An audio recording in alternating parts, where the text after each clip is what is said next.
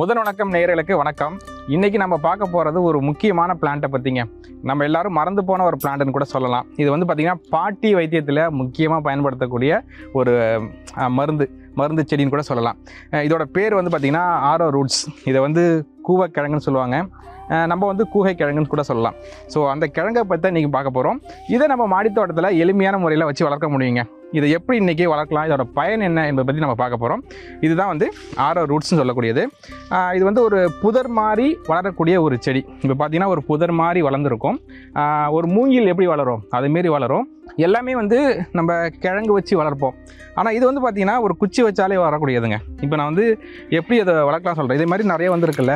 இப்போ இதை ஒடிச்சு இதை நீங்கள் வச்சாலே இதில் வேர் வந்துடும்.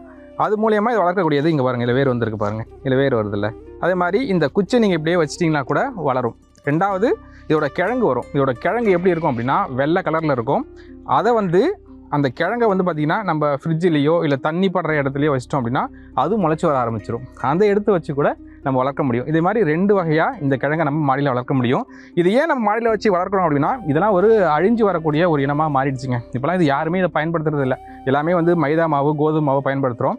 அதில் உள்ளதை விட இதில் சத்துக்கள் அதிகம். ஓகேங்களா? அதனால் இந்த கிழங்கை வந்து பார்த்திங்கன்னா வீட்டில் வளர்த்து இதுலேருந்து வந்து பார்த்திங்கன்னா நம்ம பவுடர் மாதிரி ரெடி பண்ணி வச்சுக்கலாம். இது வந்து குழந்தைகளுக்கு மிகவும் இன்றியமையாத ஒன்று. குழந்தைகளுக்கு வயிற்று வலி வரும்போது இந்த கிழங்கை எடுத்து பவுடர் பண்ணி அதில் வந்து கஞ்சி வச்சு குடிப்பாங்க. வயிற்றுப்போக்கு போகிறது வந்து பார்த்திங்கன்னா நின்று போகும். அந்தளவுக்கு சிறப்பு வாய்ந்தது இந்த கிழங்கு. இந்த கிழங்கு வந்து பார்த்திங்கன்னா மாடித்தோட்டத்தில் நம்ம எதில் வச்சுருக்கோம், ஒரு பெரிய பாக்ஸில் வச்சுருக்கோம். எந்த அளவுக்கு ஒரு பெரிய பாக்ஸில் வைக்கிறோமோ அந்த அளவுக்கு படர்ந்து வளரக்கூடியதுங்க இந்த கிழங்கு. இது வந்து கிட்டத்தட்ட 9லேருந்து 10 மாதத்தில் நம்ம அறுவடை பண்ணலாம். இந்த கிழங்கு அப்படியே வளர்ந்ததுக்கு அப்புறம் காஞ்சி கீழே விழுந்துடும். இந்த பாருங்கள், இந்த மாதிரி காஞ்சி கீழே விழுந்ததுக்கு அப்புறம் தான் நம்ம இதை அறுவடை பண்ணணும். இன்னும் இது நல்லா காஞ்ச உடனே மட்டும்தான் நம்ம வந்து அறுவடை பண்ணணும். அப்போ தான் உள்ள கிழங்கு இருக்கும். இப்போ நான் ஒரு கிழங்கு அதுலேருந்து எடுத்து காட்டுறேன். அது எப்படி இருக்குன்னு நம்ம பார்ப்போம்.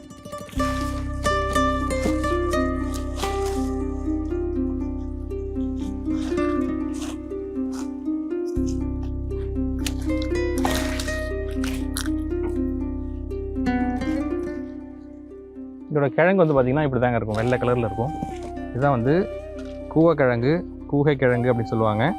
இதை எப்படி நம்ம பவுடராக மாற்றணும் அப்படின்னா இதை வந்து பார்த்திங்கன்னா நல்லா கழுவி எடுத்துக்கணுங்க.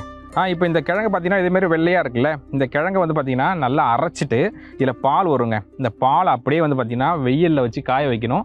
காய வச்சுட்டு அந்த தண்ணியை வந்து வடிகட்டிட்டு அடியில் வந்து பவுடர் மாதிரி அப்படியே நைஸ் பவுடராக அப்படியே வரும். அந்த பவுடரை நம்ம அப்படியே சேமித்து நம்ம ஒரு டப்பாவில் போட்டு ஃப்ரிட்ஜில் வச்சிடலாம். இப்போ நாங்கள் அப்படி தான் பண்ணுறோம். இப்போ வந்து பார்த்திங்கன்னா இதுதாங்க வந்து பவுடர். இப்போ போன வாட்டி வந்து பார்த்திங்கன்னா அப்படியே அரைச்சிட்டு வெயிலில் காய வைக்கணும். ஒரு தாம்பாளத்தில் போட்டு வெயிலில் காய வச்சோம் அப்படின்னா தண்ணி மட்டும் ஃபில்டர் ஆகிடும். அதுக்கு அப்புறம் வந்து அந்த பவுடர் மாதிரி இருக்கும். அந்த பவுடரை நம்ம மறுபடியும் கலெக்ட் பண்ணி அதை மறுபடியும் மிக்சியில் போட்டு அடித்தோம் அப்படின்னா நம்மளுக்கு இந்த பவுடர் ஃபார்ம் கிடச்சிரும். இப்போ இந்த பவுடர் எவ்வளோ நைஸாக இருக்குது பாருங்கள், இப்படி நைஸாக இருக்குது பார்த்தீங்களா? இதான் வந்து ஆரோ ரூட் பவுடருங்க. இது நம்ம வீட்டில் ஏதோ அத்தியாவசியமாக வச்சுக்க வேண்டிய ஒரு பவுடர். குழந்தைங்களுக்கு ஏதோ வயிற்று வலி வருது, நைட் சமயத்தில் வருது அப்படின்னா டக்கு நம்ம ஒரு கஞ்சி மாதிரி வச்சு கொடுத்தோம் அப்படின்னா வயிற்றுப்போக்கை தீர்க்கக்கூடியதுங்க. சரி, இதை எப்படி மெயின்டைன் பண்ணுறது அப்படின்னா இப்போ செடி வந்து நம்ம வச்சுட்டோம். நம்ம கிழங்கு மூலியமாக வளர்க்கலாம், அந்த குச்சி மூலியமாக வளர்க்கலாம்னு சொல்லிட்டோம். இதை எப்படி வளர்க்கலாம் அப்படின்னா மாடித்தோட்டத்திலே எளிமையாக வளர்க்கலாங்க. இப்போ வந்து இதுக்கு பாக்ஸ்ன்னு பார்த்தீங்கன்னா நான் ஒரு பெரிய பாக்ஸ் வச்சுருக்கேன்.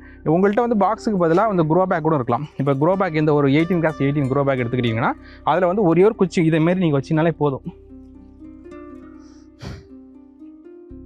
இப்போ இதை மாதிரி ஒரு குச்சை மட்டும் நீங்கள் வச்சினாலே போதும். இது கிழங்கு எப்படி வருது பாருங்கள், அழகாக கிழங்கு வந்துடும்.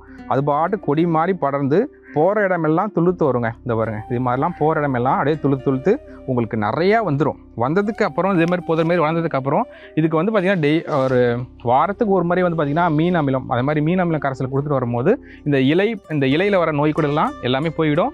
நல்லாவே வளரும். மற்ற கிழங்கை வளர்ப்பதை விட இதையும் நீங்கள் வளர்த்து பாருங்கள். ஏன்னா இது ஒரு அழிஞ்சிட்டு வர ஒரு இனம். இந்த இனத்தையும் நீங்கள் மாடியிலே வச்சு வளர்த்து நம்ம வீட்டுக்கு தேவையான ஆரோக்கியமான உணவை இதிலேருந்து நம்ம எடுக்கலாங்க. நம்ம தோட்டம், நம்ம ஆரோக்கியம்.